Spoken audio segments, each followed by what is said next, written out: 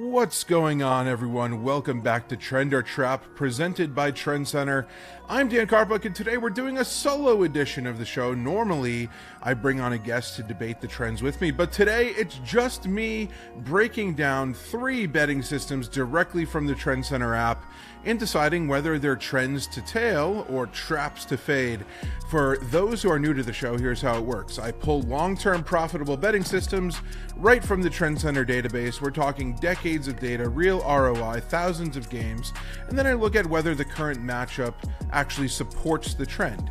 Because sometimes a system looks great historically, but the current context makes it a little bit dangerous. Other times, the data and matchup line up perfectly, and that's where the real betting value can be. So for Tuesday's NBA slate, I found 3 spots worth breaking down. We've got a potentially inflated spread in Atlanta, a pace-driven total in Miami, and a bounce-back spot for Detroit.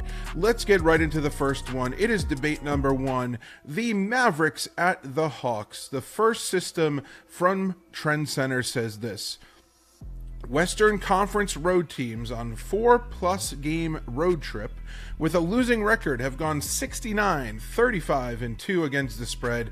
That's 66% against Eastern Conference teams with winning records. That's plus 30.5 units and a 26% ROI over the last 30 seasons. So the question is, trend or trap? For me, this is absolutely a trend to tail, so I'm going to take the Mavericks plus 8.5 in this spot. First, this line feels a little bit inflated. Atlanta has been playing great basketball lately. They're on a 6-game win and cover streak, and since the All-Star break, they've been in the top 10 in both offensive rating and top 2 in defensive rating. But because of that, the market has pushed the spread all the way to Hawks minus 8.5, and that's a number Atlanta has rarely justified all season long. Before this recent run, they'd only been favored by 8.5 points or more 4 times all this year, and they failed to cover 3 of those games. Now, on the other side, Dallas is getting healthier. They're still missing Kyrie Irving, Derek Lively. Both of those are out for the season, but the roster's starting to stabilize. You got Cooper Flagg leading a competitive young group that has shown that they can hang around in games when needed. So when I see an inflated spread like this, a historically profitable road dog system, and a team that's undervalued because of recent losses, that's exactly the type of spot I want to bet. So for debate number 1, I'm going to go Mavericks plus 8.5 is a trend to tail. For debate number 2, the Wizards at the Heat over 241.5. Let's move to the total here. The TrendsCenter system says this: games where one team won its last game and the opponent lost their last game with a spread over 9 points and a total above 220. I've gone 451, 327, and 15 to the over the last 30 seasons. That's 58% roughly to the over and over 91 units of profit. So again, the question, trend or trap? For me, this is another trend to tail.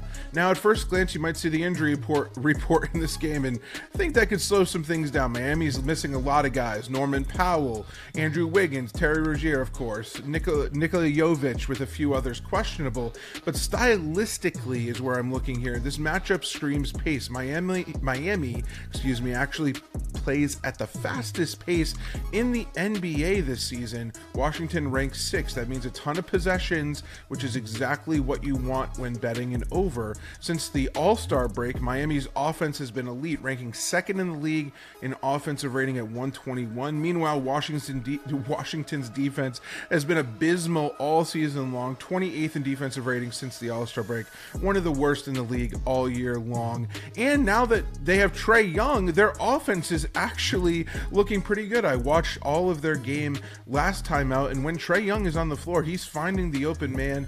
Their young guys are getting perimeter looks with ease, and he's really opened things up for this offense. So even when rotations are going to be thin on probably both sides of this game due to injuries, the combination of pace, efficient offenses, and potentially bad defenses, at least from Washington's side, creates a really strong scoring environment here. So when the system says 58% to the over historically, and the matchup supports it stylistically, that's a bet I'm willing to ride with. So for debate number 2, I'm going to go with Wizards Heat over 241.5 as a trend to tail.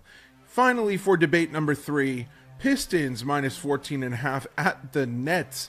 Now let's wrap things up with a big spread here in Brooklyn. Here is the TrendsCenter system. Road favorites on a 3+ game losing streak, facing a team that isn't on a long losing streak, have gone 119-61-3 against the spread over the last 30 years. That's 66% against the spread, nearly plus 52 units. So again, trend or trap for me. Drum roll, please. This is another trend to tail. Detroit comes into this game on a 4-game losing streak, but there's a huge contextual factor here in play. In their last game against Brooklyn, yes, they lost outright, but Cade Cunningham, yes, that Cade Cunningham, the MVP candidate, didn't play. When you remove a player of his caliber from Detroit, it dramatically changes the outcome.